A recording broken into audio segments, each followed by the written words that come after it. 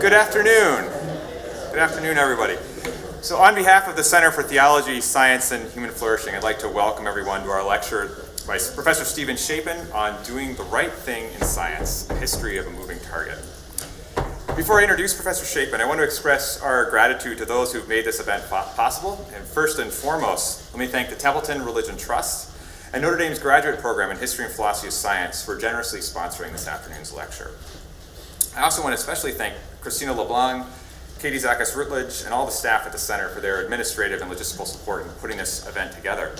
And kind of related to that note, if you'd like to hear more about events like this lecture in the future, please sign up for one of the Center's mailing lists on the clipboards that are going to be circulating around here. So if you were excited by this topic, want to hear more things like it, get on the Center's mailing list. They have a number of wonderful events. So our lecture this afternoon is actually the opening event for a 2-day workshop on science, technology, and the good life that's being hosted by the Center with financial support from the Templeton Religion Trust.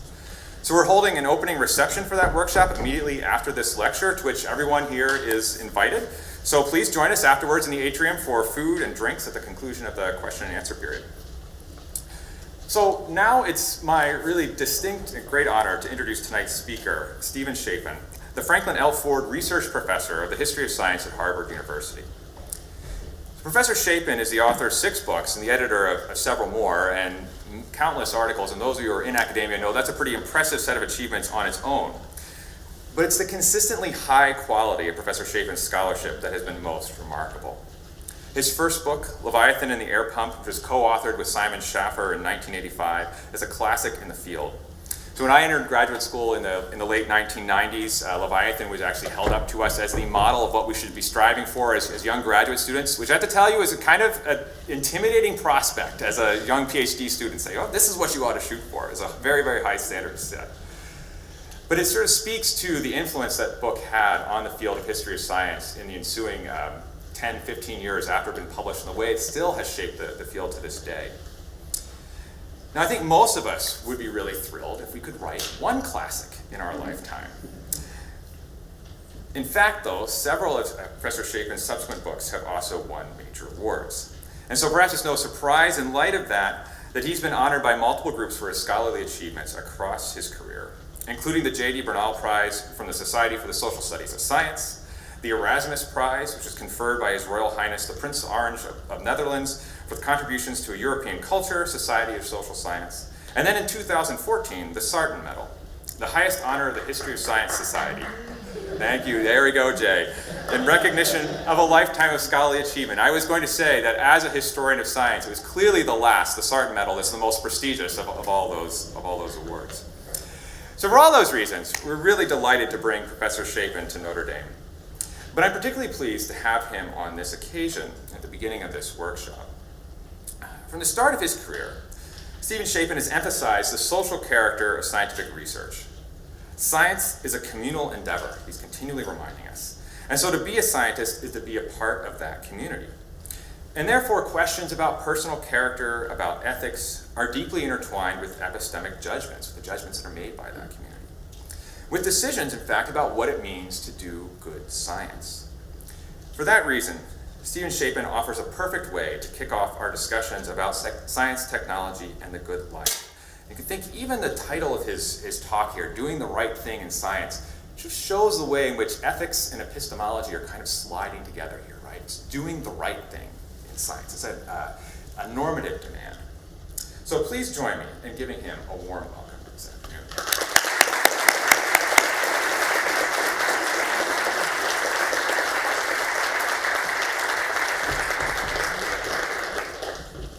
It's an honor and a pleasure to be here. I'm trying to remember, I was here once before.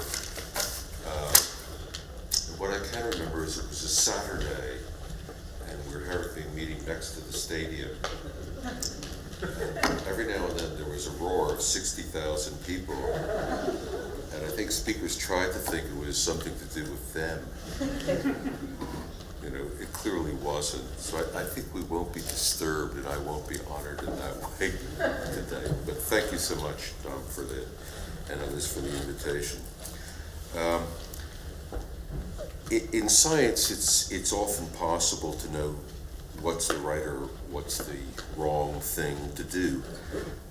However, there are difficulties in knowing this, or to be precise, in writers about science knowing what scientists know when they know what is the right or wrong thing to do. The first problem is saying what sort of knowledge scientists have when they know that. The second is attempting what sort of consequences for conduct might follow from moral principles. And the third is what might be called the demography of moral knowledge. That is, how stable this kind of knowledge is over time and between cultural scenes.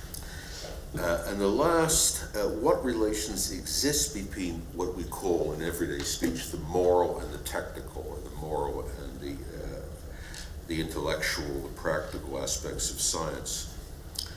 So frankly, a lot of what I have to say is going to sound to at least some of you here skeptical.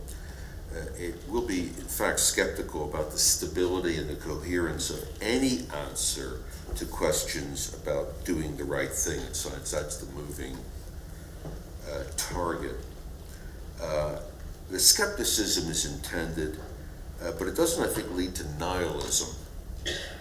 There are, I think, answers to questions about right and wrong things, about virtue and vice, but there are qualifications that need to be made about the nature of those answers and the terms of the question, and I think these need to be rethought. So it's a contribution I'm trying to make to thinking in I think a somewhat different way about the questions of the moral and the scientific. So right and wrong, virtue and vice in science are moral matters. And so questions about such things tend to lead us naturally to what seems like moral talk. If you look up moral in a dictionary, there are no great surprises. The main notion picks out the principles of behavior that is right and wrong, as Tom pointed out, good and bad. So, of course,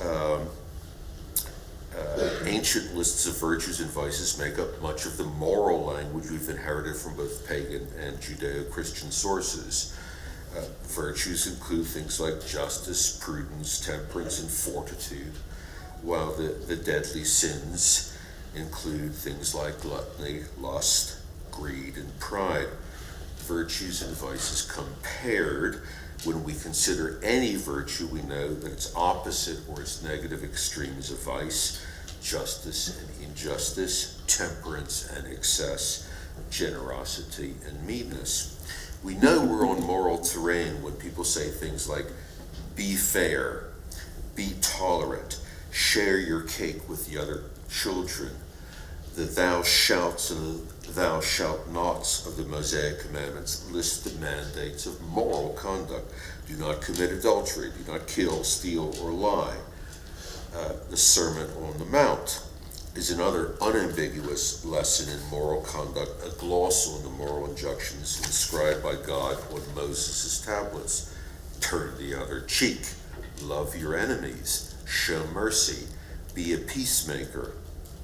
So we generally have a pretty good idea of what sort of thing to look for when we look for virtue and vice in science. We look for things that sound moral, that sound like the Ten Commandments or the Sermon on the Mount, or in secular idioms like, say, the Hippocratic Corpus: do no harm to your patients, do not assist in suicide or cause an abortion. Indeed, some of the most familiar summaries of the virtues and vices that belong to science have just this character. The norms of science articulated by the American sociologist Robert Merton in the early 1940s are quite like this. Thou shalt be universalistic, evaluate claims according to their intellectual merits, setting aside who, that is to say, what sort of person, with what institutional credentials and social characteristics made the claims. Thou shalt be disinterested, in other words, do science for its own sake without regard to material reward, political, moral outcomes, or hope of fame. Thou shalt participate in collective skepticism, don't accept anything on the say-so of any individual or institution, but subject everything to impersonal, methodical, critical assessment. Thou shalt communicate thy findings freely and publicly to the relevant collective. Thou shalt not be a secret keeper. Now, Merton identified these norms and values collectively, this ethos, he called it, as belonging uniquely to the scientific community. They were the moral and functional conditions for science acquitting its institutional goal of extending certified positive knowledge. Merton represented science as a special community with special moral principles. But it's not hard to recognize these moral principles as the core values of mid-20th century liberal society. And indeed, this has been pointed out by intellectual historians like David Hollinger at Berkeley. The norms of science look moral. They look like virtues, and despite some sociological distancing maneuvers, that is, I think, just what they are. The norms are the cardinal virtues of science. They belong, Merton said, to the community, but they become internalized in the same way that Aristotelians reckon that you could become habituated to virtue. And like the virtues, each norm exists in an existential pair with its appropriate vice. If it was good to evaluate claims impersonally, it was bad to consider whether the author was Jewish. If it was good to produce knowledge for its own sake, it was bad to be motivated by money, and so on. So Merton's accounts of scientific virtue and vice, because that's what I'll call them, are the most celebrated 20th century versions of the distinctively moral nature of science, but they aren't the only ones. And there's several pretty well-known late 19th and 20th century depictions that bear a family resemblance to Merton's, so that I could mention just very briefly the pragmatist Charles Sanders Peirce's views, Max Weber's famous lecture, Science as a Vocation, Thorsten Veblen's account, especially of the higher learning in America, all of which bear family resemblances to Merton's later account. Moreover, during Merton's time, circulating at that time, there were accounts of right conduct in science that were fundamentally at odds with those like Merton's. In these alternative accounts, science was not indelibly marked by the virtue of open-mindedness, but by a special sort of prejudice. Amongst these interpretations were Michael Polanyi's view of the importance of personal, not impersonal knowledge, and his 1958 book was called Personal Knowledge, and of the significance of the master-apprentice relations within a structure of authority that characterized science. And there was Thomas Kuhn's, much better known, defiant account of the central role in science of what he frankly termed dogma. And that was a red flag to the bull of liberal conceptions of science. He knew what he was doing. And also of what he called the narrowing of perception, which is prejudice, which was not only functional for science, but also ought to be valued as one of the central values of science. Not openness, but narrowness. And with his stress, which I think he largely derived from Michael Polanyi, on pedagogy and the transmission of the community's traditions in what were frankly authoritarian educational institutions. So Polanyi-Kuhn morality was frankly authoritarian and communalistic, while Popper Merton morality was frankly liberal, and in spite of the sociological identity, individualistic. But for many commentators on the Mertonian norms, it was the supposed discrepancy between moral norms and concrete scientific behavior that attracted the most significant skepticism, especially building from the late 50s and increasingly through the 60s and the 70s. The ethnomethodologist, microsociologist in America, Harold Garfinkel, addressing sociological perspectives in general, and not just Merton's view on science, referred to this contrast between official moral principles and everyday or quotidian realities. Garfinkel designated the discrepancy between formal accounts of social action and what he called the hexieties, the just thisness of activity, as borrowing from the phenomenological tradition, Lebenswelt pairs. So drawing on phenomenology, this pairing, the contingent, not the necessary mismatch between formal stories of human action, any formal story of human action on the one hand, and the lived work, the everyday ordinary accomplishment of that action was just endemic. You could not escape from it. It pertained to every form of human conduct, and you couldn't simply judge that one of the pairs was a wrong account. In other words, the hexieties, the everyday, the quotidian, inchoate thisness, and the formal story about what's going on. You couldn't, it was a mistake to conflate, however, the official account, the formal account, with the everyday, the quotidian, to assume that you had given an adequate account of any human activity through any formal story of what's going on. And this was a mistake, Garfinkel thought, that was routinely made by the sciences concerned with human conduct. So Merton, for example, or Talcott Parsons, its general theory of action, were making these sorts of mistakes. The mismatch could be, and it was, addressed or explained away in a range of ways, but it persists in this connection as a problem for any stable and robust account of moral principles in everyday scientific action. It doesn't go away. You either confront it or you wave your hands and wish it away.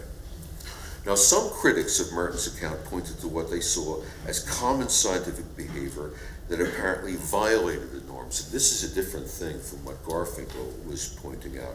Merton, for example, famously said there was virtually no fraud in the annals of science, but critics listed a lot of examples of fraud. He said that science was not done for monetary gain or institutional interest. But again, critics had no trouble at all in finding many instances in which it was, and so on and on.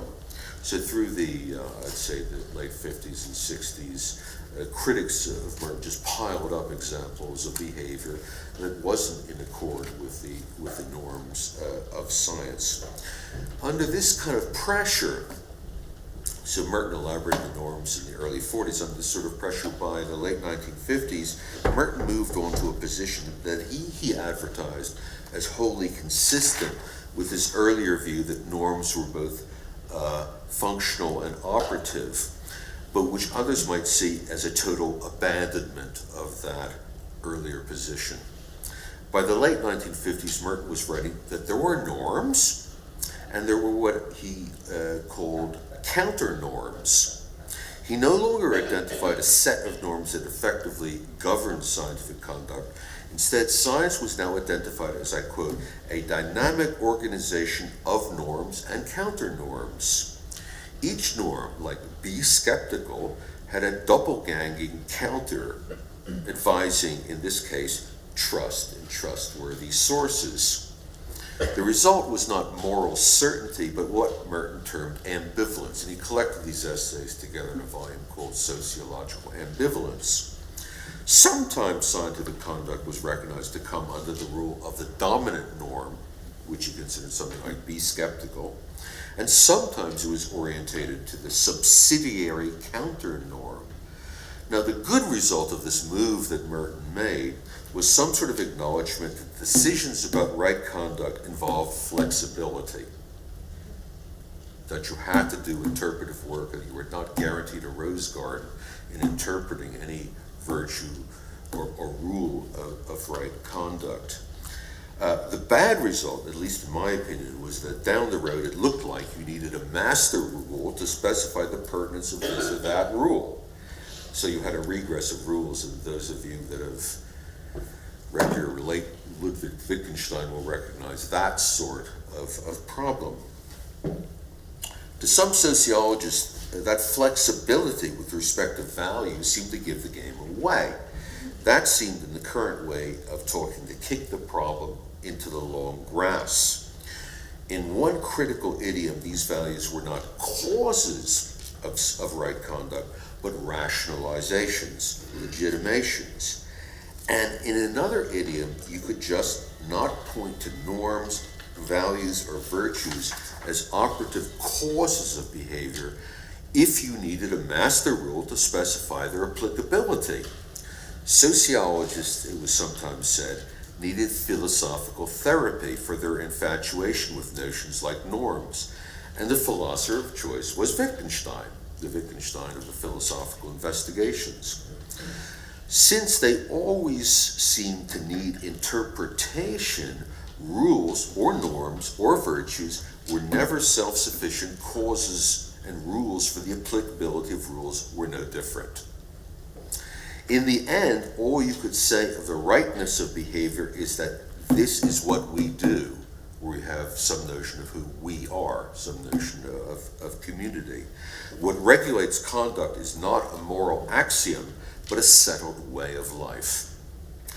It's that settled way of life that makes sense of moral pronouncements, and it is that way of life that has moral force, not a collection of moral axioms. And now I'm giving an interpretation of a position that proved immensely attractive to sociologists of scientific knowledge from the 70s onward. Now, commentators are divided about whether that position is satisfactory. You won't be surprised to hear that. To some, the position I've just summarized seems like an incoherent dodge around the question about the causes of right or wrong behavior, while to others, it points to a constructive way of reframing both the explanans and the explanandum, as philosophers have it. In other words, the thing that you use to explain and that which is explained.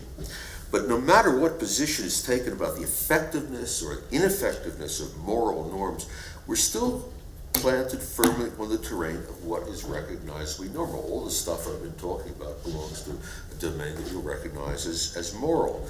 The language of fairness, of openness, of skepticism, of universalism and particularism, love of truth and trust in authority, all sound like moral things. And what's more, they seem timeless. You can find them as far back as you like in the Western tradition. The right sort of thing if you're looking for robust moral principles, just as the pagan and Christian lists of virtues and vices are still recognizable in early 21st century culture. Moral principles are widely considered legitimate in relation to their universality, or at least to their persistence in the culture. So this way of talking has those characteristics. And indeed, while Merton's solution to the problem of scientific right conduct has been interpreted as specific expression of mid-20th century American cultural context, both the norms and the cultural practice they were meant to explain were considered to be essentially timeless. The examples of scientific behavior that Merton selected in these papers and the iterations of values that were meant to explain scientist conduct were plucked from any period from the 17th century to the present. And the norms that were set to regulate scientific behavior were treated as semantically the same, no matter whether they were expressed by a 17th century Puritan divine or by a 20th century German Jewish physicist.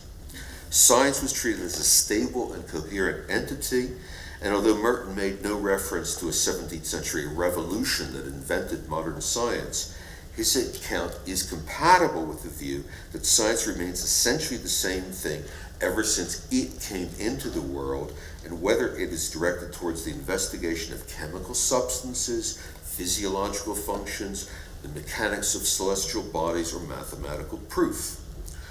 Those are assumptions about both science and the virtues that are said to characterize it that I'm going to revisit in a few minutes. But for the present, it's enough to note the pervasiveness and the appeal of that presumption about stable virtues and the stable cultural practice they're meant to explain. There's a lot of resistance to splitting tendencies in these matters, but that's what I'm going to do. Splitting, the making of pertinent distinctions, is just necessary if you think there are problems with questions about the nature of scientific virtue and vice, and with what it is they're intended to account for. I've noted that there are problems with the nature of the thing in which right conduct is to be explained, that is, science itself. I want here just to point out some implications of the historicity of the notion of science, such that we can identify the principles of doing the right thing in it. Historians know, or at least they ought to know, that science as a designation for the specialized study of nature does not go back much further than this 19th century. While, though I'll not make much of this, there's notable disagreement at present about which practices are properly so called and which aren't. For example, are the social sciences sciences compared to the physical sciences? Management science versus molecular biology? Through the 17th and 18th century, science, or scientia, simply picked up any sort of systematic, methodically governed, and formally acquired body of knowledge, as its Latin source indicates. Knowledge as opposed to belief. Matters based on theoretical understandings as opposed to mere practical considerations. That's how theology was known, not just as one of the sciences, but as their queen. This means that those practices later comprehended as science were regarded in the past as a set of, for the most part, loosely connected disciplines, among which there were consequential intellectual and procedural distinctions. So chemistry, talking about the early modern period, was not understood to share essential characteristics with astronomy, natural history, optics, or mechanics. However, the issue of doing the right thing might be best illustrated by two disciplines whose differences or similarities were at the heart of traditional accounts of the scientific revolution, and these are mathematics and natural philosophy. The two disciplines combined in what might be called the book that made the modern world, Isaac Newton's Mathematical Principles of Natural Philosophy. So I'm going to give you a sketchy account of how mathematics and natural philosophy were different in their procedures and aims and in the moral virtues attached to each. This is, of course, entirely derivative, but I think it's useful to get through this briefly. The distinction, which is introduced by Francis Bacon from the early 17th century, important distinction was between deductive and logical practices, pure or speculative mathematics, and the practices of what we call mixed mathematics, dealing with numerical patterns found in physical phenomena, in astronomy, in statics, in optics, and harmonics, or with human practices of manipulating physical things, architecture, engineering, ballistics, etc. Purely mathematical practices were understood to yield the demonstrative certainty belonging to logic. If they dealt with physical entities, they did so in their abstract aspects. But when mathematical techniques were applied to real physical processes, the quality of certainty was different. Mathematics could, for example, tell you with great certainty how celestial bodies moved and where they would be at certain times, so enabling effective prediction. But if you wanted to know what those celestial bodies were made of, or what were the causes of their movements, those questions belong properly to a different discipline, to natural philosophy.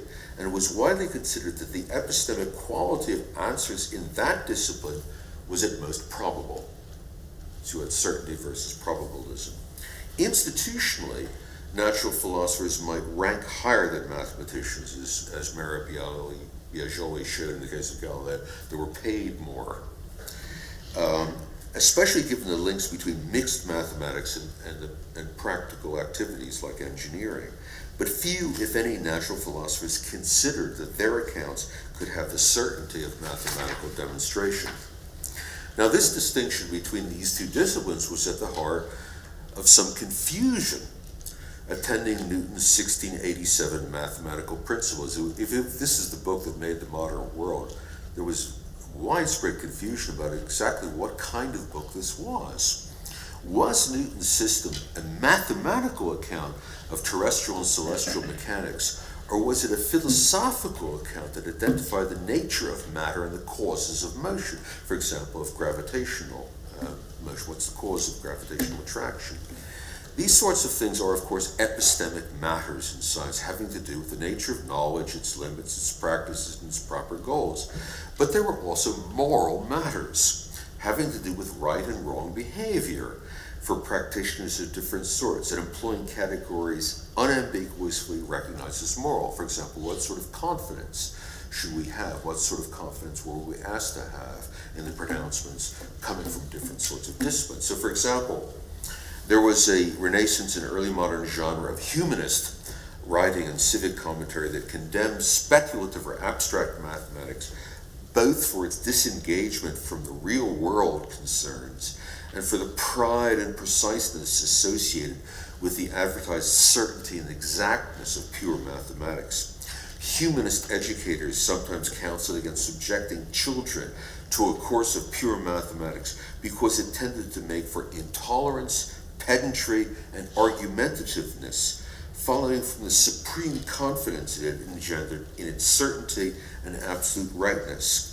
The real-world utility of mixed mathematical practices made them different in these respects, and these were considered part of the normal cultural equipment of a gentleman, with little or no bearing on moral matters beyond the ability to take your part in everyday civic, military, and economic activities.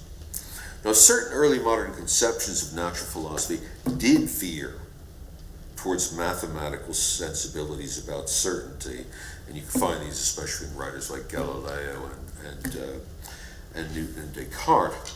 But other versions opposed them. This was notably the case with the experimental, mechanical, and corpuscular natural philosophy strongly propagated in the 17th century England, especially associated with Robert Boyle and with the early work of the Royal Society of London. And here, Robert Boyle famously advertised the distinction between properly witnessed claims of fact on the one hand and their causal interpretation in terms of underlying physical states on the other. That causal knowledge was, he insisted, only probable.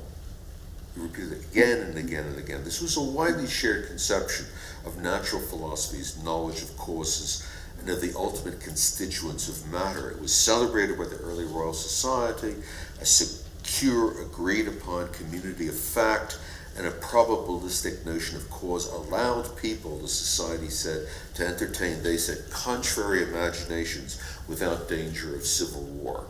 In other words, you could have civil argument if you agree that knowledge was at most probable, but you could have a secure foundation built upon factual knowledge about which you could have certainty.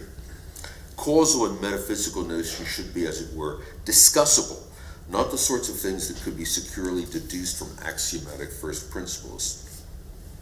Even in rationalist France, probabilism about causes was insisted upon by René Descartes, and the invisible world he wrote about in his natural philosophy was labeled as a set of suppositions, not as certainties, though some of Descartes' critics understandably doubted his professions of epistemic modesty. But Descartes pervasively used the language, suppose the human body is like a statue and an earth machine. Now, Boyle and others condemned the scholastics for their subservience to authority. The alchemists were condemned for their self-serving secrecy, and what came to be called the rationalists for their proud dogmatism, so all moral stroke epistemic judgments.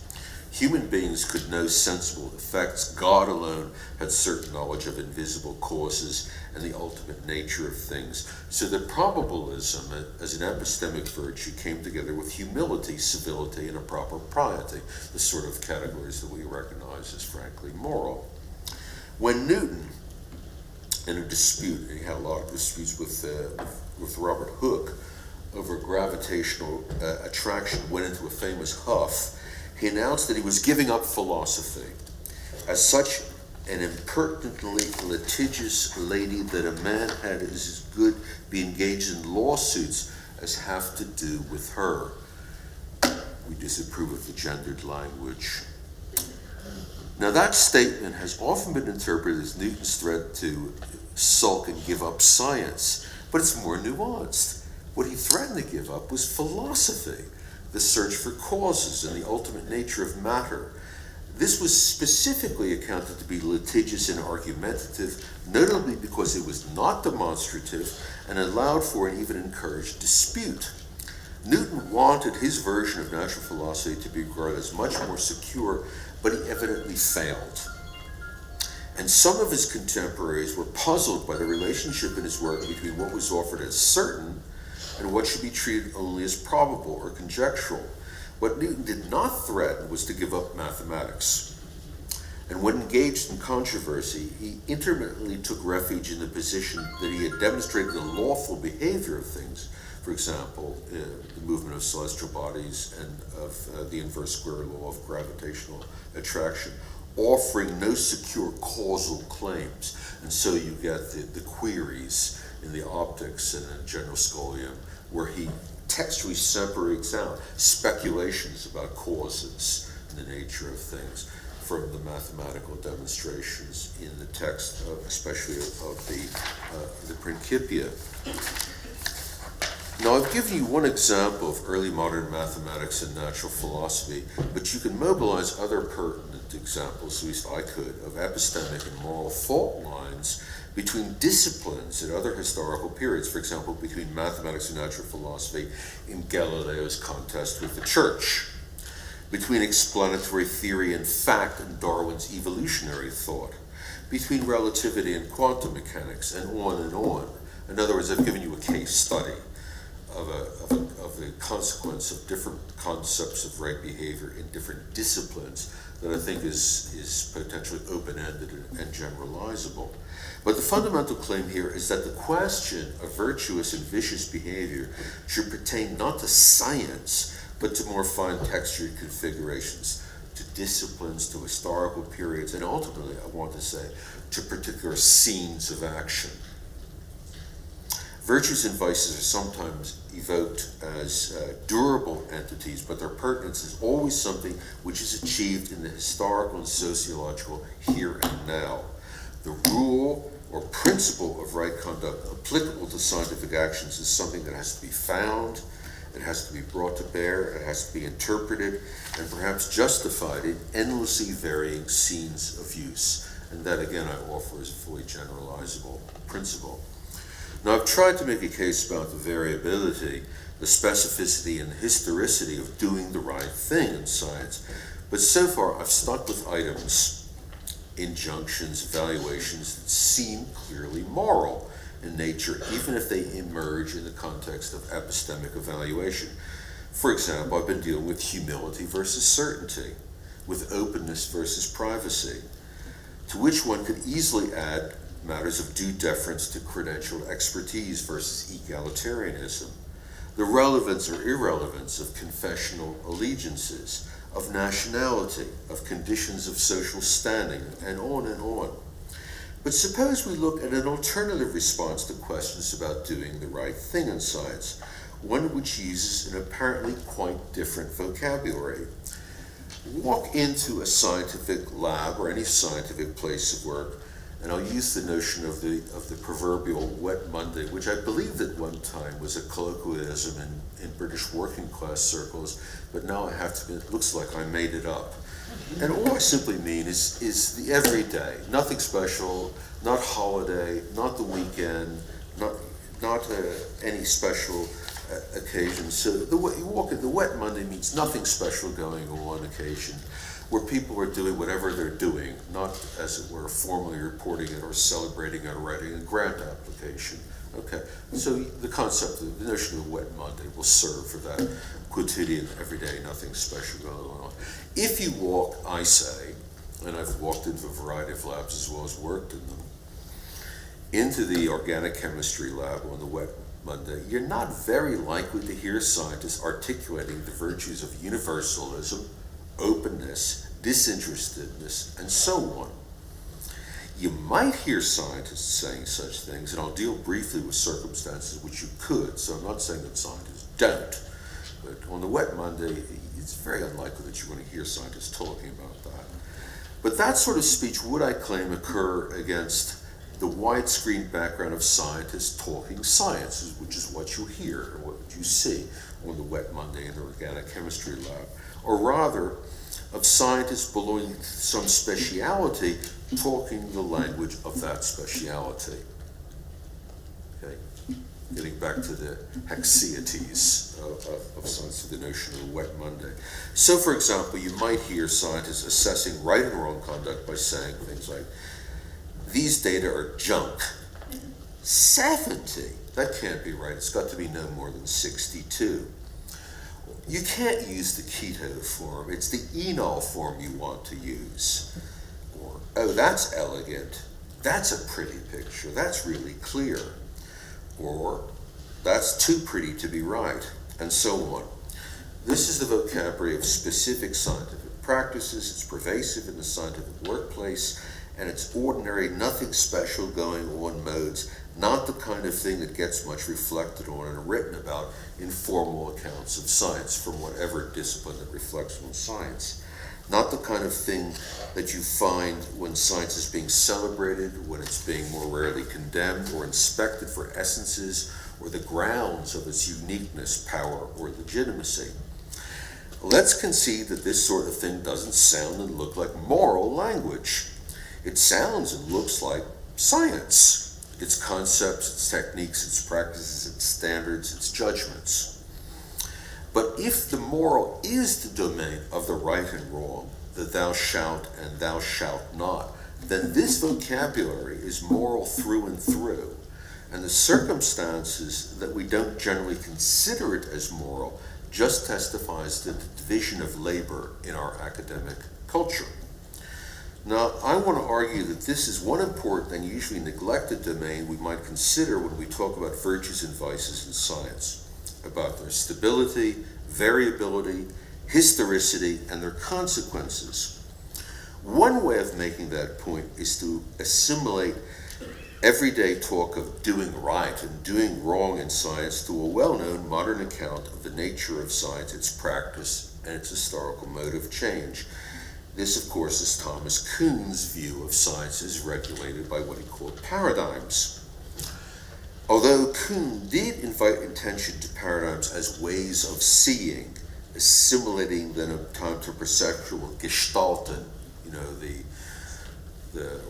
the rabbit, antelope, old lady, young lady, gestalt figure, it's his sense of paradigms as model problems and their model solutions, the place of pedagogy as the vehicles of transmission, and their regulative role within specialist scientific communities that's relevant to discussions of scientific virtues and vices. Now, Kuhn himself did not make the case, but it's the normative role of model problems and their model solutions that points to their moral role in science. A major way that scientists have to talk about doing right and doing wrong, to express their collective sense of what thou shalt and what thou shalt not do, is through the cherished achievements of specialist communities. This is a good experiment. That is a bad result. This is evidence that fits, confirms, or disconfirms a theory, and that's evidence that doesn't. The virtues and vices of scientific action are embedded in the content of scientific knowledge and the practice of making knowledge, not in notions like knowledge in general, not in theories of knowledge or in theories of method, but in the thisness of wet Monday doings and findings. Kuhn's account of science belongs to the moral genre known as casuistry, where maxims and decorum take the place of axioms, where the principles of right action are not deduced from global moral first principles, but are inferred from concrete cases and from perceived resemblances between concrete cases, then applied to specific problems of right action in specific scenes. Now, I need to acknowledge, I said I would, and I need to acknowledge that there are, of course, scenes of scientific action in which commonly recognizable moral language does appear in discussing right and wrong conduct, virtue and vice. There are occasions of conduct in and around science which Practitioners applaud disinterested purity and deny conflicts of interest. And others, of course, when they celebrate science as an engine of profit and national power. Just as there are occasions when they announce their democratic openness to all sorts of alternative perspectives, and others when they say science is essentially an aristocracy of the mind. This sort of occasioned and occasional moral vocabulary is indeed scenically variable. But at the same time, it has a sort of stability that enables us to hear it as moral, in just the same way that we recognize historical lists of the virtues and vices as moral, and even in the same way that we may recognize both of the opposed vocabularies of Lebenswelt pairs as moral, the one referring to the ideal, as it were, and the other to the real, the pragmatic, and the everyday. So you might hear scientists sometimes counseling colleagues and juniors to be skeptical of everything they read in the literature, and sometimes advising them, as a matter of course, to trust claims from reputable sources as a matter of course. It's what you need to get on with doing science. You can hear both of these things. However, that stability of moral categories isn't on offer when we consider model problems and model solutions from a moral point of view, and that's to be expected. Science, and especially modern science, is too heterogeneous in all sorts of ways to attach itself to any one coherent set of pronouncements about doing the right thing.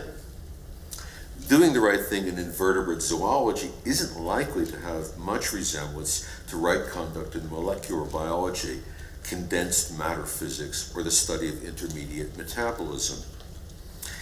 It's tempting to describe this state of affairs as confused, as anxiety-making, marked by anomie, or normlessness, that Merton himself described by way of Emil Durkheim. Admitting that scientists sometimes experience confusion about what's right, what's expected, there's no very powerful reason to suppose that they do so any more than other sorts of social actors. Scientists do typically know what's the right thing to do, but not globally, not in a way that applies to all scenes and circumstances in which they find themselves as they go through a working life. They typically know what's right in specific familiar scenes, just as I know pretty well, but not certainly, how it's right to deal with colleagues, and how it's right to deal differently with undergraduates, graduate students, academic administrators, media interviewers, my neighbors, and my wife. At least she would say I don't. The problems that crop up with the moving target sensibility I'm offering here are evident if you want a stable and coherent answer to questions about scientific virtues and vices. But under another description, the causes of those problems are themselves intellectual opportunities and virtues. The opportunities include an encouragement to think about epistemic virtues and vices as a rich, flexible, and adaptable set of resources, no less effective for lacking in diachrotic, syncrotic, and scenic stability. There may be, I argue, no stable answer to inquiries about scientific virtues and vices, but that instability should prompt us to think about such things as present in every moment of knowledge making, knowledge changing, and knowledge transmitting. The moral, therefore, is not a dimension of science or a special moment. It is pervasive and endemic in the scientific everyday, in the organic chemistry lab on a wet Monday. Thank you.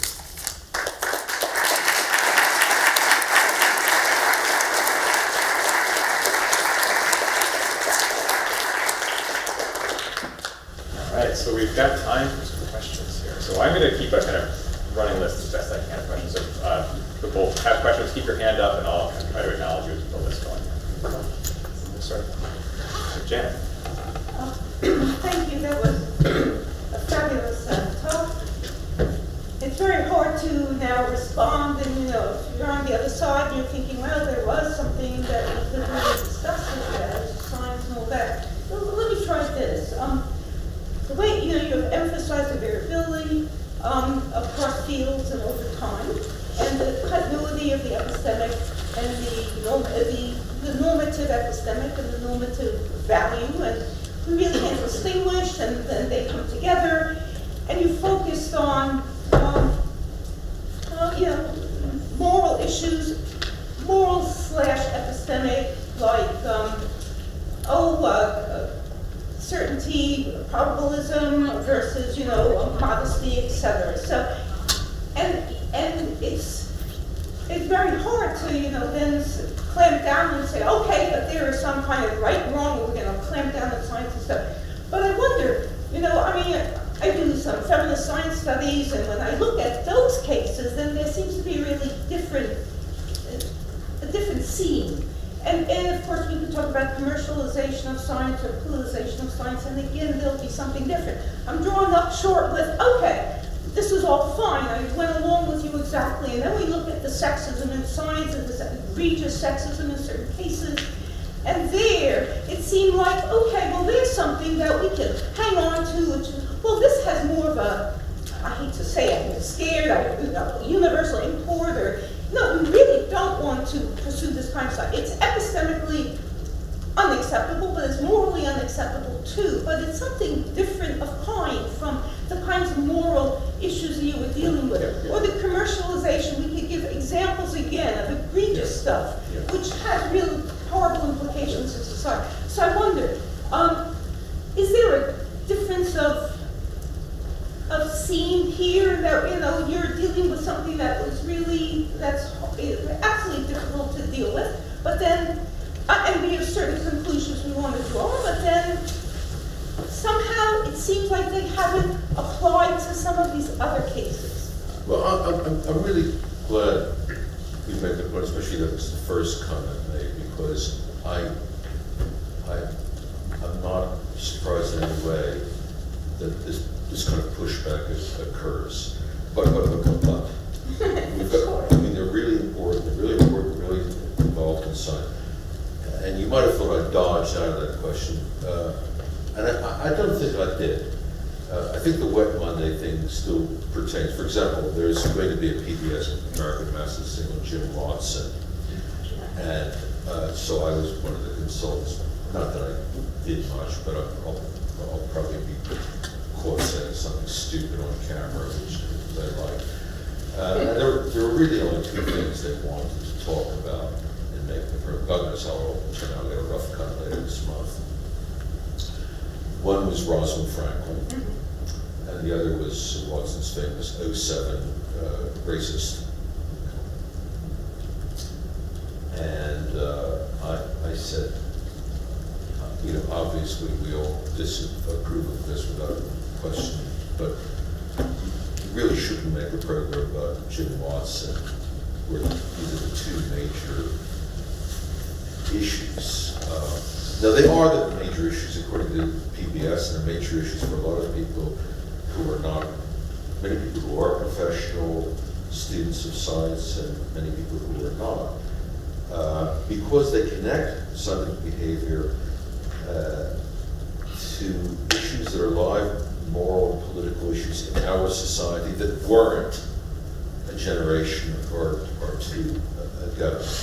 So when you have behavior, for example, of fudging scientific data or discriminating against genders or races, this is a live issue in science because it's a live issue for all of us. Okay, so again, I was talking about doing the right thing in science. It's simply to say science is an institution of organizative practices in early 21st century American and other societies. So that's one thing. The other thing is scientists do periodically, if they're lucky, make a Nobel Prize speech, visit a sociology class, address young people at a science fair. And what they'll typically do there is look up on Google scientific method, or try to remember what the difference is between Kuhn and Popper, if there was one. Give a talk about the nature of science, about why science is wonderful, and about the special virtues and practices of the scientific community. Now this is not, I'm not stupid enough to say this is not science, because where science is happening is Tour emphasizing, we don't need Tour. Science happens in grant writing as well as in mixing liquids in test tubes. science happens when it's being communicated, when it's being transmitted, when scientists testify in congressional committees, etc. So the kinds of considerations you're talking about are real. They shouldn't be denied. I don't deny them, but they don't have the wet Monday. So what I'm trying to do is to open up curiosity about what seems not to be moral in that way, but is the kind of thing that you don't really, for a moral philosophically tuned ear, you don't tend to hear as pertinent when you walk into scenes of scientific making. That's what I'm trying to do. It's not an exclusionary argument, but I think with the possible exception of some ethnographers of science, we really don't hear this belonging to inquiries about moral. We ought to. So it's a pleading for interest in and a space for and a reorientation of the categories of the moral and the scientific or the moral. And I think you gave an account of what it was, and I can't disagree with it. Does that help at all? Yeah, there's just one thing, I mean, absolutely, from your rich lecture, one of the things I'm taking away, wow, the domain of the moral is much more extensive than I understood before, which is really extraordinary. But just one thing about this, what you had just ended with, the Wet Monday kind of activities, and yes, and so you there, but then the feminist thing, for example, and you give the example of Rosalind Franklin, the Wet Monday, yeah, this is what is done in science, it's the epistemic and it's more all intertwined, yes, and then we want to also look and say, this is absolutely unacceptable. Look at the way, and this was the behavior, they marginalized her, they stole her data, she didn't give permission, she didn't know what was going on, so you hold this as immoral, but now this is something... I'm not going to defend Watson and Crick, but Watson and Crick response, or at least as reported in Watson's years, was to invoke the virtue of scientific openness against Rosalind Franklin's secrecy. Okay, you're entitled not to believe a word of that. And I actually don't either. But listen what they did. They found the principle of moral conduct that Rosalind Franklin was violating. But that's not to say that they were right. And No, it's not to say no, it's not to say they were right. that in that But they, correct way. but they found a widely recognized and frankly moral position attached to by which they were not stealing, but they were curing a pathology of secrecy that afflicted Rosalind Franklin. Like, not to approve it, Right. but just notice how the argument went. Yeah, that it's more complicated than this would normally. Yeah. Thank you. I've got Neil in the back. Neil Arner from the Theology Department. Thank you for your remarks. I wonder if the replication crisis across the sciences provides evidence, the response to the replication crisis provides evidence for your sense of the quotidian virtues of the practice of science. So Nature ran a study 2 years ago in which 90% of respondents suggested there is a replication crisis, not just in psychology, but across the sciences. And folks like Brian Nozick in the Open Science Collaboration are trying to show that there are, in fact, distinct virtues of the practice of science that lead to results that are not rampantly false positives, but are actually reliable. So is your sense that the responses to that crisis provide a set of practices that provide what could be across the sciences now labeled as virtues? Two comments, and again, that's a really pertinent question. The one is, amongst the, we'll call it pragmatic virtues of the scientific community, it's very difficult to make a career out of replicating. So that's like a civic virtue is don't waste your time replicating, which leads to an institutional problem of the refereeing and reviewing system. The second is, yeah, it's a pathology, it's a problem, but it's not a problem unique to science. It's a problem for PricewaterhouseCoopers. It's a problem for people who attempt to report on the financial well-being of a company that either misrepresented or don't use due care and diligence, to which the response of accountants at places like PricewaterhouseCoopers is we have to trust something. So there's a regress. You're supposed to interpret the numbers add up. you can't expect us, the civic virtue of the accountant said, because we haven't inspected the generation of the numbers. So it's very interesting, and there's a really interesting group of, has apparently a hilarious name, but they're a brilliant group of people in and around London, of the radical accountancy group that are addressing these sorts of questions. And they're strikingly similar to the questions about replication, refereeing, and peer review in science. So again, I'm not denying the importance of this kind of, these categories of virtue and vice, but we're against the tradition of picking out the special, unique virtues and vices of science, and this I'm skeptical about. All right. I'm trying to better understand the morality of Wet Monday science, and in particular whether the sense of morality and issue is going to be present anytime there's a shared form of life. So consider a group of fashion-conscious high school students. They're going to sound like scientists on Wet Mondays. You can't wear shoes like that. Those are sharp trousers. It sounds. I sense a trap. That's They'll say yes. But yeah, so You take the community with the it's a shared question form of about life. morality at issue. It's just sufficient for there to be a shared form of life Yeah. that gives rise. And then the trap is some people might be disappointed some people might be disappointed in the use of moral Yeah. that's Yeah. applied. Yeah. Not, I mean, I know this is something you also play, but then everything has a moral Yeah. dimension. Yeah. The only thing I freely confess that I've walked into the trap.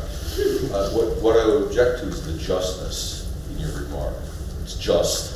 Right. No, in other words, I recall Kai once saying, in response to the sociological identification of scientific principles as conventions, always prefaced by the critics as mere conventions or just conventions, and the response, I don't think was ever published, is people die for their conventions. You know, and to return to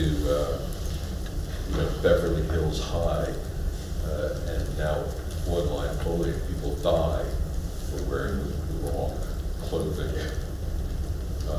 So I've walked into the trap, except I'm objecting to the justness. In other words, the conventions and the way of life which structures right and wrong behavior, acceptable and unacceptable membership and foreignness, is a principle that has to be instantiated and filled out, given any given community, in any given scene of action. But I just to object to the justness of that, the mereness of that. And I gotta confess to an intuition. There's a difference, not just of degree, but of kind, between you shouldn't wear shoes like that, and you shouldn't kill somebody for not wearing the right kind of shoes. Do you have? Yeah. No, I How would think you that's a explain different that? issue. Right and wrong needn't, the judgment of wrong conduct needn't issue a death sentence, although it may do. Reputational death is often worse than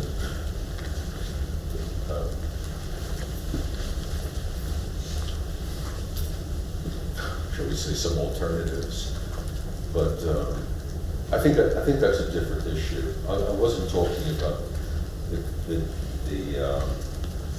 nature of the consequences following from a judgment that thou hast violated a principle or a convention of right action. I don't feel equipped to say anything about what these are, but you can be dead to a specialist community. I don't give you the case of, say, David Bohm and latent hidden variable theory. I can give you other cases. It's easy to become ostracized, and often your salary may still come, the sun may still shine tomorrow, but it's quite easy to become inconsequential in your community. And there's some early work in sociology and scientific knowledge dealt with deviant science, or what quote, extraordinary side. So memory transfer, Planarian Velikovsky's theory, parapsychology, all of which involve professional suicide. Eric. But nobody was put in jail. Eric. Thank you. So I suppose, just to play devil's advocate, is there really no way of evaluating, assessing virtues, practices, norms in an acontextual manner? It is not radically contextual, defined relative to some community's way of assessing itself. With every form of critical reflection on a norm, practice, virtue, what have you, it's self-dependent on norms that are internal to that community. There are various strategies for combating that idea, not necessarily successful strategies, but strategies. One strategy is the sort of classic Aristotelian strategy of identifying some sort of anthropology, which is teleological in nature, and by reference to which we can legislate in a way that is not merely historical, as the justness part, about which virtues to adopt and which virtues not to adopt. I'm just curious to hear what you think about that one strategy. So, and then there's another strategy I want to mention, and I want to hear what you have to think about that, which is the Habermasian strategy, which is very different. Habermas accepts, of course, that Aristotelian naturalism is no longer an option. He also accepts that Hegelian teleology is also no longer an option. So which teleology does he adopt? He adopts teleology by reference to J.L. Austin's theory of speech acts. And there, the idea is that the truth claim is by its very nature context transcending. To make a truth claim is not to say that it's true for me here at this particular moment, but true for everyone, all subjects, at all times, in all places. That's part of the sense of the act. That's not reducible. We can't get rid of that, even if we can never actually ascribe truth to any one claim with complete confidence. It will always be a part of the truth claim. So what do we do about that? Is it merely some sort of emotive excess that has no rationality to it? Number one. And number two, for Habermas, the truth claim kind of links us to this idea of an ideal speech community. And that's the teleological bit. And it's by reference to that sort of ideal speech community that we can sort of get more robust criteria for assessing in a non-purely contextual way various virtues, norms, and practices. So those are two. You have the kind of traditional unreconstructed Aristotelian version at the one end, and then you have this hyper-reconstructed Habermasian version at the other, both of them dissatisfied with radical historicism. I'm trying to think of a wet Monday for that. But let me simply fess up. The pure form of what I'm saying is there are no trans-scenic, trans-historical, or trans-disciplinary principles, right? That's a very clear understanding of what I'm saying. That is not the same thing as saying that one never hears people from scientific disciplines enunciating things that look very much like those principles, so that Habermas would then be, from my point of view, a topic and not a resource.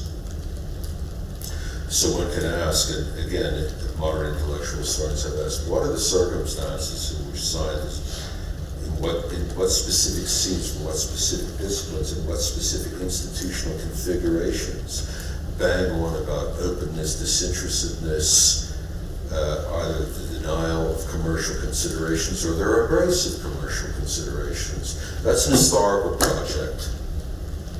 It may not interest, in other words, what I'm getting and what I expect to get and what I'm in a way glad to get is pushback or an argument that if Steven Shapin is right about this, we might as well give up the enterprise. And I think I ought to fess up. I think the enterprise, other than the enterprise of noting, documenting, taking seriously, and interpreting the enunciation of specific trans-historical, trans-scenic moral language should be given up. But that is not to be heard as Steve Shapin as being skeptical or nihilistic. As is pointed out, it's an invitation to consider a vast expansion of the moral domain in technical practices. So it's not cynical. It is a position that, you know, if I wanted to drop names that I would associate with people like Alistair McIntyre, I'm considering, in other words, this scientific activity to be at least potentially a practice within traditions. I'm considering a non-individualistic, tradition-bound. Kuhn's emphasis on pedagogy and his embrace of authority is something that I don't have to lecture to you in this place about. Neither is the moral force of cases and casuistry. So, yeah, I'm trying to give you the clearest response I can. Now, I might be put into an uncomfortable position with continued pressure, but in order to hear what I've said as coherent, it is give up the enterprise of looking for universal principles of right action. Give up the principles of looking for principles of right action in science. Give it up entirely. But do not give up looking for the moral in science, not as a dimension, but as part of the fabric of what the thing is. We have time for one more question. Yeah, so first off, I'm sorry to hear about the with that kind of tone to it, because it doesn't help the cause that I'm interested in, which is in the question of public trust in science, and so the question of the moral behavior on a wet Monday versus the larger question of I go back to the scene that Latour raises in the beginning of Modes of Existence, where the climate scientist is beset by the contrarian denialist who says, but why should we believe you? And the scientist responds with something like, because if we don't trust in the institution of science, we're all cooked. And so that sense of trust, which if you think about the Wet Monday scene, that is exactly the scene that the public doesn't have access to. And when they, in the notorious example, when they did, it became ClimateGate because there was no access to exactly the Wet Monday morality that was in fact being enacted in those very emails. And so it became a devastating collapse of trust in science around this issue of moral and sort of universal versus Wet Monday.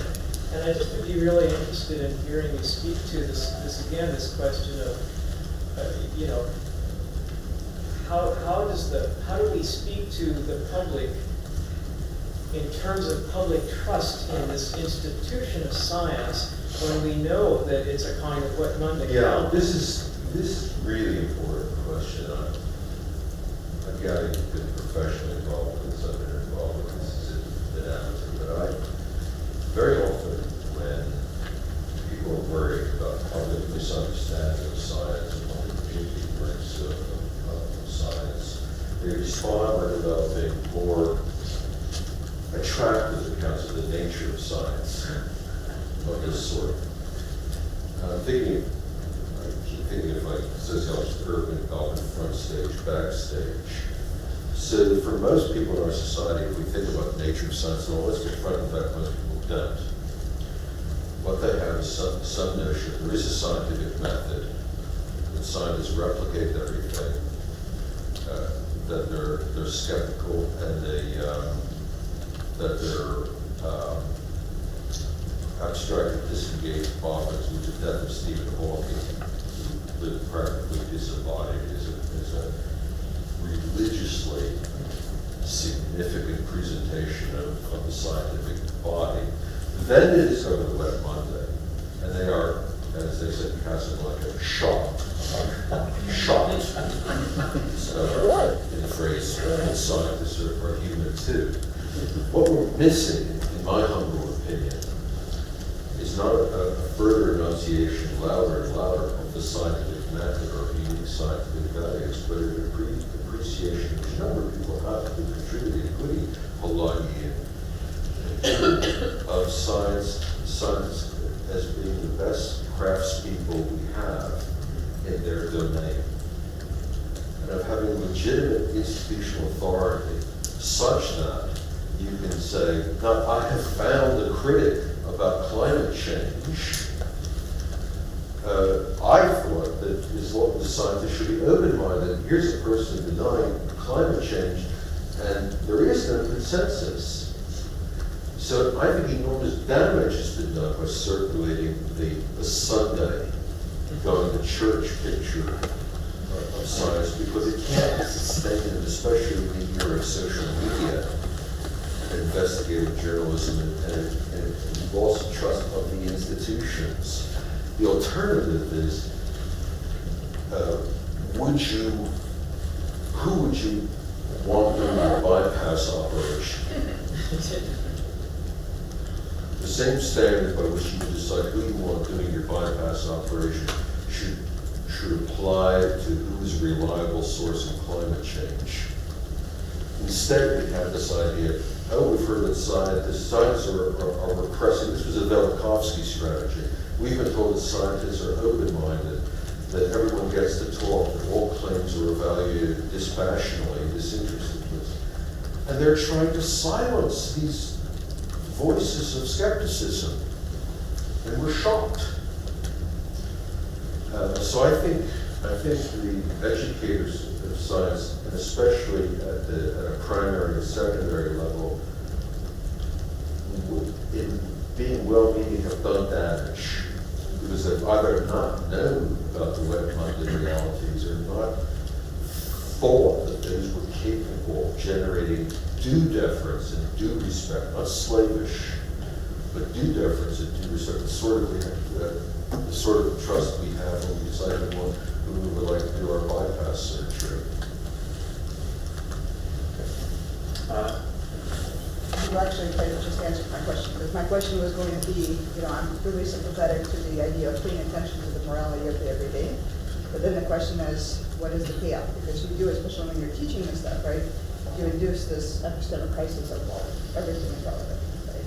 And then, so I'm interested in your answer, what the positive payoff of doing it is. It's difficult. That's a tricky question, because I'm tempted to the phrase, I never promised you a rose garden. So to the alternative to the golden aura of certainty that attaches, for example, to Merton's norms or ideas of scientific method, we don't have the doppelganger. We don't have the opposite. We have a nuanced appreciation of more or less reliable institutional homes of expertise. I actually don't think, and this is not quite your question, I actually think that the public misunderstanding of science is not a problem. The problem is that the public has a misdirected view of who to trust. So teaching people more biochemistry or more mechanics or more organic chemistry is both silly, because the issues that the public gets engaged with are issues at the leading edge of research, not school textbook subjects. The problem is one of defining a way which is legitimate within a democratic society of saying, look, there's a difference between a research university and a group of creationists in suburban San Diego. It's a very difficult thing to say. There was a time, even in American science, when people did say science is an aristocracy. We're talking about Nobel Prize-winning scientists talking in public. Science is an aristocracy. Just like you want your bypass surgery done by the top person in the field at a good institution. But we find it a very difficult thing to say because of the kind of in many ways, laudable egalitarianism and skepticism of authority, which has always been there in American culture, but it's got stronger and stronger through social media. So the alternative is not simple. But I think the analogy that I just simply came up with is probably one of the best ones to draw an analogy between how people, including Fox News viewers, routinely behave with respect to deciding on a lawyer, a car mechanic, a heart surgeon, a dentist, and deciding who to trust in climate change. That sort of thing is, in other words, to reason with people about how they actually come to decisions about where expertise lives in society. It's like a Plato-Meno thing, to try to elicit what they already know, what they already do, and to make the analogy to who to trust in matters of science concern, especially science policy concern. But it's not easy. That's why it's not a rose garden there. But I think the rose garden, or the golden aura of the nature of science, or the values of science, have not only not worked, but as that question indicated, I think have actually generated surprising amounts of trouble when we discover that it's not a rose garden, that there are wet Mondays, and that scientists are human. Okay, one last question. I'm a scientist myself, so I'm practicing on a daily basis almost with Wet Monday. Now, I want to say that based on the way you were presenting moral issues in science, I feel that we're going, I think this is very distressing, the way you're going, the way you're defining morals. You can have scientific practice that could be seen at the level of defining morality. Well done, no lies, well performed. But the basic thing, the basic issue there is that it's the first presumption, the first hypothesis behind is profoundly ethically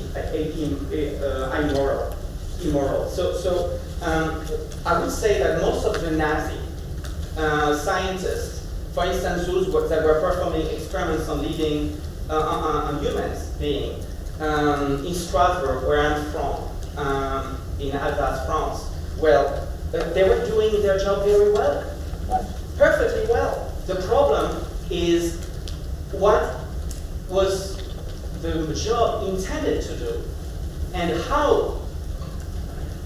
what was the presupposition that this work was were really sustaining first. So in a sense, I think if you're not creating any kind of hierarchy of virtues or building up, in fact, some kind of hierarchy for approaching this problem, we're lost. I mean, who cares that a job in a lab is well done?